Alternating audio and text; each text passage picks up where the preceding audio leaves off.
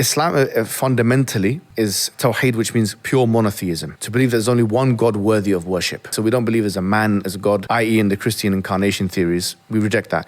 We don't believe in the Trinity, that the Father, the Son, the Holy Spirit. We believe only one God who is not a man, is not a woman, is not an animal, is not material, is none of those things. That he's the ultimate creator of the universe, the most knowledgeable, the most powerful, and so on. And that God, he is the only one worthy of worship. But you said he's not a man. Is that normal to say he? It's linguistic convention. You know, is that easier to digest for people?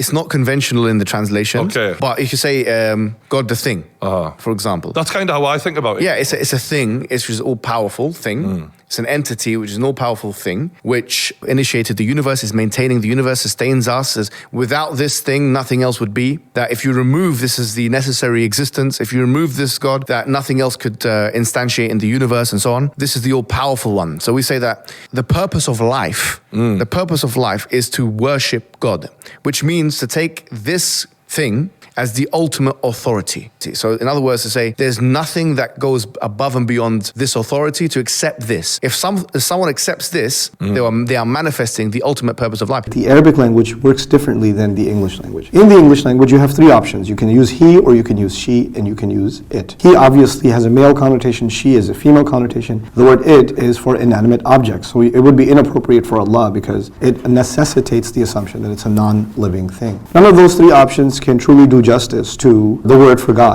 In the Arabic language, things work very differently from English. First and foremost, they don't have the pronoun it. They only have he and she, huwa and hiya. There is no inanimate object pronoun that is gender neutral. There's no such thing in Arabic. The second thing to note is that in Arabic, grammatically speaking, the word he, huwa, serves two functions. It serves the function of male, and it also serves the function of masculine. And actually, before it even serves the function of male, its primary purpose is to communicate the masculine. So the Arabs make a distinction in their grammar between masculine and male. This is actually not that different from Spanish. When you have el libro and la biblioteca, they take inanimate objects even, and they give them a gender. In the Arabic language, the word huwa can be used for things that have gender and things that don't have gender. And to them, masculine is not actually about a biological gender, it's a grammatical concept. So a boy is actually a male, but a tree is actually it's an it, but to the Arabic, shajara is feminine. That doesn't mean a tree is a female, but to them the tree is feminine. Similarly, the sun to them is feminine. So masculine and feminine are different from male and